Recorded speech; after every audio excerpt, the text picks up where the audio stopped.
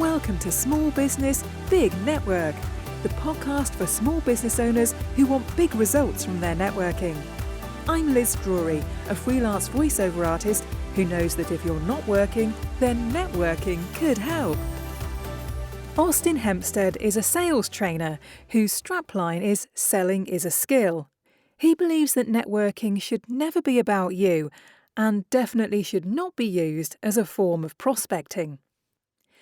Thank you very much for joining me on today's podcast, Austen. Our pleasure. Thanks for the invitation, Liz. Now, Austen, your business is called Selling is a Skill. So I'd like to know a bit about what your business is, what it does, and how it came about. The business came about because I couldn't get a job in sales. Most people kind of end up in sales by accident, Liz. They get made redundant or whatever. Most people don't tend to choose to be in sales. But I wanted to be in sales even when I was at school. I can remember being sat in my senior school in a classroom which overlooked a dual carriageway, and I can remember watching cars and vans and whatever go up and down the road. I remember watching back in the day Ford Cortinas go up and down, and I used to think, there'll be a sales rep in that car. I'd like to be on the way somewhere to sell something. So I always wanted to be in sales, but I was too young to get into sales initially, and the kind of sales I wanted to be, which is proactive selling, as opposed to retail where people come to you. I wanted to be more out there, as it were, literally. And so in the end, I ended up going self-employed into sales. With the confidence that usually comes with being stupid, I ended up going self-employed into sales at the age of 20, thinking this will be a breeze. And it really wasn't. It was much harder than I thought it would be. So that's how I got into it. I just wanted to be in sales. And as it so happens, that makes me, I'm sure I'm not unique, but it turns out it makes me quite rare. Now, in your business now, you help other people learn how to sell. What kind of companies do you work with? Who do you help? But that's the really interesting part of this, because I work with all kinds of companies. Because I talk about sales skills. So I help. So regardless of what your product or service is, I'm talking about sales skills. Things like, how to understand the way in which the customer wants to buy, for example. Creating value in that which you sell. So it really doesn't matter the product or service you might be selling, which so it allows me to work with all kinds of companies. So I work with companies that will sell software. I work with companies that will sell, I've worked with companies that sell lawnmowers. I work with companies that sell security systems, all kinds. And that keeps it really interesting for me, because part of the process I go through is I want to understand the business of my client as well, so I can get to understand some of the intricacies of it, which will help me bring a bit more value to them. So all kinds of businesses, really. And do you tend to work with teams or individuals? I've worked mostly with, initially how it often starts out, not always, but how it often starts out, I work with a sales team. And then you can describe, it's never a one-off thing. Sales training it's a skill, and so it's something you learn over time. So over the period of months, perhaps, that I'm working with a company, maybe we'll identify one or two people in the team that could do with some extra one-on-one support. So whilst I'm working with the team, often what comes out of it as well is the opportunity for me, which I really enjoy, doing one-on-one coaching. And in a normal world, not a COVID world, that would mean going out in the field with people, watching the new presentations and all kinds of stuff like that. In the COVID world, it was somewhat different. We couldn't do that. But increasingly, I found that one-on-one coaching has grown for my business as well, actually during COVID, because delivering sales training to sales teams on Zoom and the like, such platforms like that, maybe it's my limited ability, but I found that very, very challenging. I was capable of doing it, and I did it, but trying to keep people engaged to the extent that I'm able when I'm in the room with people, I found that, to be honest, it wasn't as much fun for me. I don't think my clients will get as much value out of it. And so I found myself actually doing more and more one-to-one coaching, which was kind of 90% as effective as face-to-face. So that was great. So I mean, I picked up one-to-one clients around the country, but the sales team training was very, very much diminished. And I only did it really for existing clients who already knew me, understood me, I understood them, and so on. But happily now we're coming out, then both sides of my business are growing again, the coaching and the sales team training. Oh, that's good to hear. Now, you and I have met at a number of networking events. So tell Sure. me how you use networking in your business. Forgive me if I get a bit preachy here, Liz, because I don't mean to, but it's a subject I'm really passionate about, because networking, I think, is in my view, is one of the most misunderstood Yeah. business skills. Networking for many people equals prospecting, and I fundamentally disagree with the view. I don't see networking as prospecting. They're both essential parts of perhaps running most businesses, but they're not the same thing. So networking for me is what I kind of imagine what would happen, because I was never a member of something like the Masons, right? Where people were just a member of the Masons, as I understand it, and would help and support each other, try and pass each other business, and so on and so forth. And I think networking is about that. It's about trying to build your, well, surprise, surprise, network of people that might be of value to your clients, so you can help your clients by introducing them to someone you know and trust, so they don't have to go and try and find somebody. Having a build your network so you can perhaps introduce potential clients to your business contacts. Just networking, as I call it. It's about getting to know people, understand what they do, and trying to figure out ways that you perhaps can help them. And most people I find don't see networking like that. They'll go along to a networking meeting, say, and their intention is to see how much they can get out of it. Normally, what they mean by that is, can I find a customer, a potential customer? And my view is that's just not the right way to go about it. You should be going into a networking event trying to find someone you can help. When I say help, maybe you can find them a client, maybe you can put a business contact in touch with them, maybe the person I'm talking to at a network event is a potential client for one of my clients. But you're trying to create win-wins, and I think that's what networking is all about. That's number one thing I think people get wrong. They use it as it's a form of prospecting. I don't. Number two is that networking isn't an event you attend in the way I've just and I use those words myself, but it's not networking is something you do. So you can network with somebody, just you and one other person stood in a lift. That networking, you don't have to go to events to network. Yeah, absolutely. Having said that, what kind of meetings do you like to go to network? Non-networking meetings. I found, I mean, not exclusively, but I have found that at networking meetings, people go to a networking meeting with a networking head on. And their networking head, as I've alluded to, is trying to find a prospect, a potential customer. So they assume that you are also there for that reason.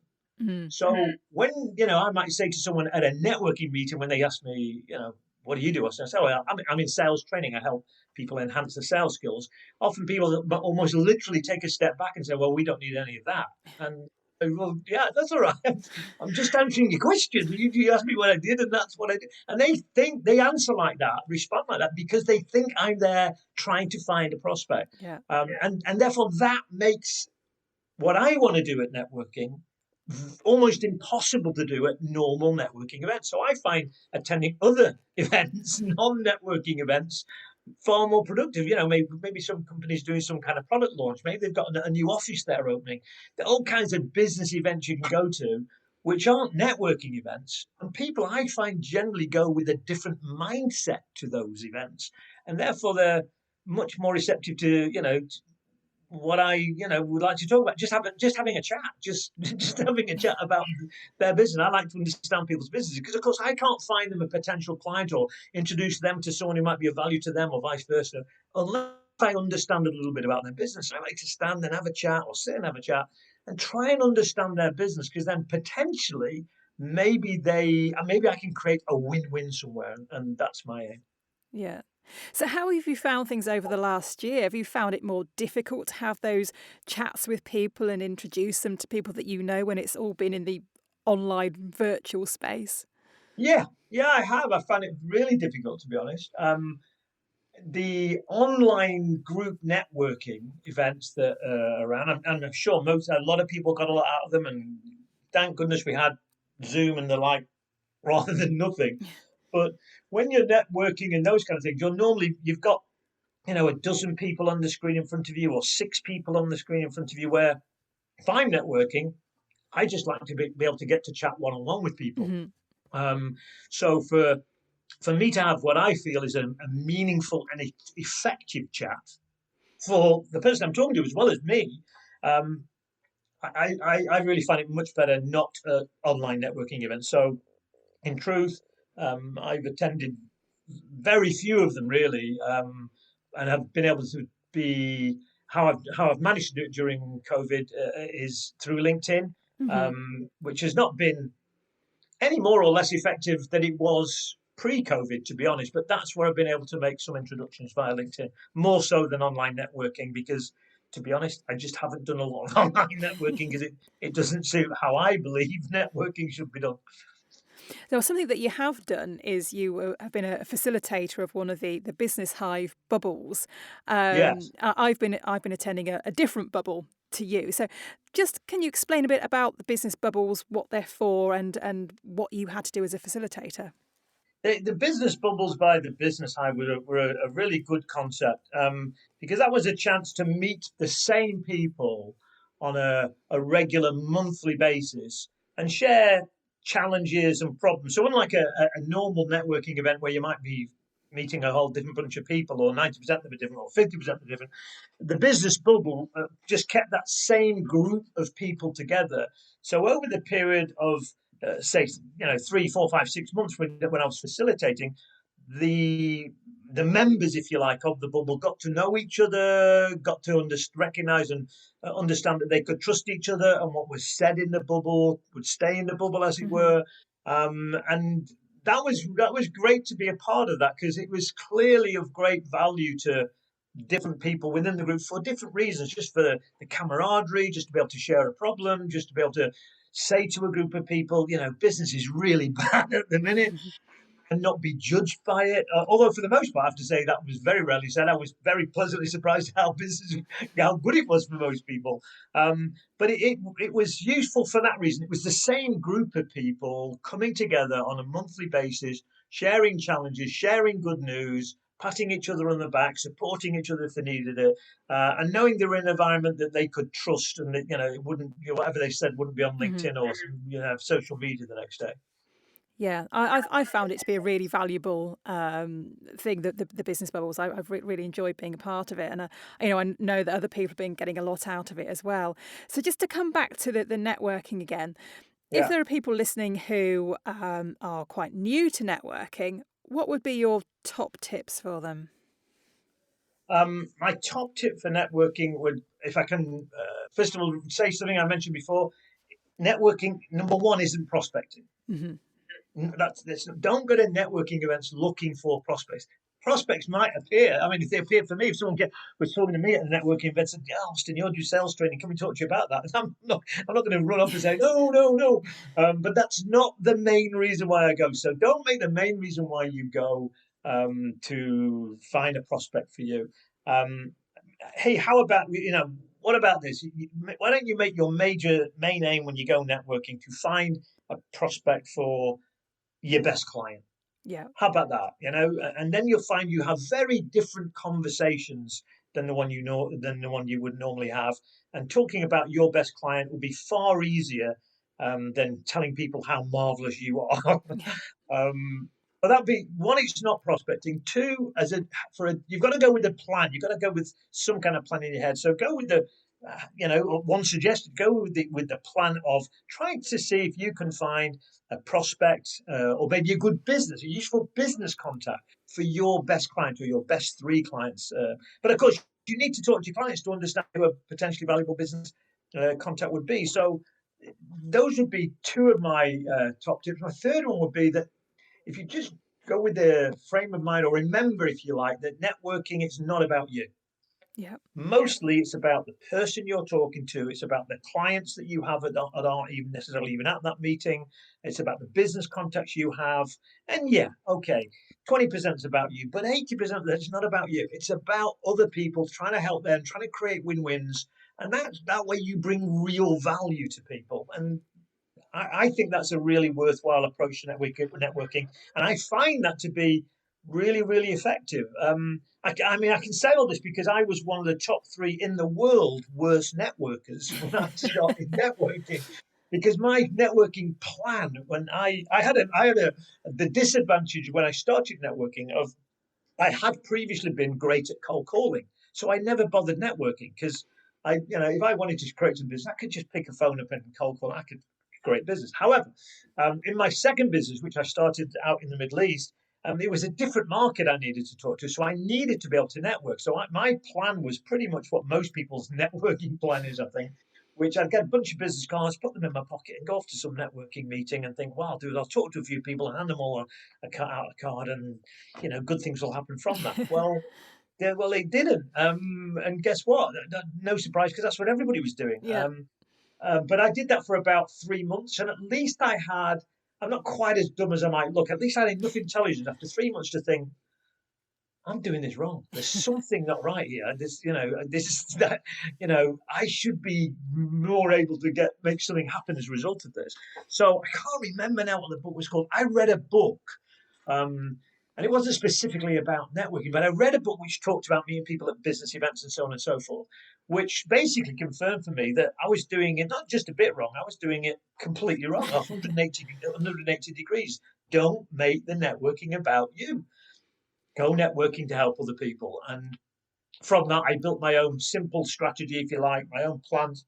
I always have a plan. I've always got when I go networking, I always have a plan. I have the questions in my head that I'd like to ask in order to glean the information from the person I'm talking to, not to make them a client of mine, but I'm trying to find out, could they be a client for someone I know? Or indeed, do I know someone who could be a client for the person I'm talking to? Yeah. So, yeah. Brilliant. All about making those connections, as you say, not just for yourself, but for other people. Yeah, no, absolutely. Yeah, networking, trying to create value for other people, and I think I found that to be a much, much more enjoyable, fun way of networking. And you can't help other people without feeling a bit better about yourself, to Yeah. be honest. So you can even consider it selfish if you want, because you can't help other people without feeling a bit better about you, and that's not a bad reward for doing a good deed. Yeah, absolutely true. Right, we're going to move away from networking completely now and talk about something else, another project of yours. You're an author, aren't you, of a children's book? How did that come about? Right. Yeah. Yeah. Far away from sales. Yeah. But one of the things I talk about in sales is the importance of creativity. Um, because again, almost every kind of business will have competitors, and it's important to be able, essentially, even to differentiate that which you bring to your client compared to your competitors. Mm. So if you've got to differentiate, that means you've got to be creative. And many people right now listening to this podcast might think, well, I'm not creative, so that's the end of that. But it isn't, because creativity, again, is a skill that we learn. It's something that we can learn to do. As I understand it, 80% of our creativity can be learned. Yeah. So you start off with a very low percentage of the creativity you're capable of. So I've always enjoyed a secret, not passion of mine, but a secret, if you like, hobby of mine would be writing poetry. I've written poetry for years, just for my own pleasure, Mm. never to see the light of day, as it were. Yeah, I've always enjoyed it. But during lockdown, my wife, Janet, who enjoys the poetry, she said to me about one particular poem. That poem's really, really good, Austin. Why don't you publish it? I don't know. I didn't write it for it to be published, but wives can be very persuasive. So in the end, I said, okay, I'll get it published, and that's how it came about. And so it's called Searching for Oo, and it's a children's poetry book. It's for the really tops, if you like, for age 2 to 6. And I wrote it, and someone said to me once, "You don't want to be writing poetry and expecting to get rich." I said, "I don't. I just wrote this for pleasure. So if it doesn't make me any money, so what? The pleasure I will get will be knowing there's mums and dads or grandmas and grandpas up and down the country maybe who are reading that poem to their children at bedtime, say." And yeah, if that happens, then great. That'll be huge pleasure. And I'd like to plug the new independent publisher I use called Final Chapter, who are based in Brig, who are a team of 3 people who formed the company. Really lovely people, have been so helpful. Really good, and I would recommend. I think at the minute, so many people have been writing books or have written or will write because of COVID. But then you start thinking, well, who do I use? Where do I go about finding a publisher? Because it's kind of a bit of a mystery. I can't think of a better place to send people than Final Chapter. And yeah, give them a bell, send them an email, get in contact with them, and they will look after you. And they're really good people. And you've also made an audiobook version, haven't you? Yeah. Yes, yeah, we made an audiobook version as well. A company in America, StoryPod, were interested, and again, thanks to Final Chapter who ran it by sent it out to the American company, and they said, "Yeah, we love it. Yeah, great. We'd like to make an audio version of this." So, yeah, would Austen Hempstead, would the author, do the audio for us? Because we think that would work really well. So, yeah, we've done that as well. Courtesy of your good self, using your recording studio. So yeah, so who knows? Maybe we'll be coast to coast across the USA as well. Fantastic. Well, it's been brilliant chatting to you, Austen, and finding out a bit more about selling as a skill, your company, and also about how you use networking. If people are interested in finding out more, what's the best way to contact you? Best way probably is, well, 2 ways. Through my website, which actually last year, and you wouldn't know, my strapline is selling as a skill, so that works. But if they look for austenhempstead.com, they'll find me via my website. Obviously, Austen with an E, so it's austenhempstead.com. But equally, they can find me on LinkedIn. That's a place where often people source me via LinkedIn, because I do a fair bit on LinkedIn as well. And how can they find the book? The book, I'm trying to stay away from Amazon, to be honest, because Amazon are a big threat to independent bookstores. So in the first instance, have a stop by Final Chapter. There'll be a good place to look for it. But it's going to be in, what's that line? All good bookstores. But I'm going to try and keep it off Amazon, and in so doing, try and help support the independent bookstores, which would be heartbreaking if they all disappeared on us. Absolutely. Yeah, that's good to hear. Lovely. Thank you very much for talking to me, Austen, and best of luck with everything.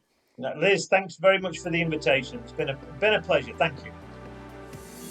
Thanks for listening to Small Business, Big Network. If you found this podcast useful, please do rate, review and subscribe. And don't forget to share it with the rest of your network too.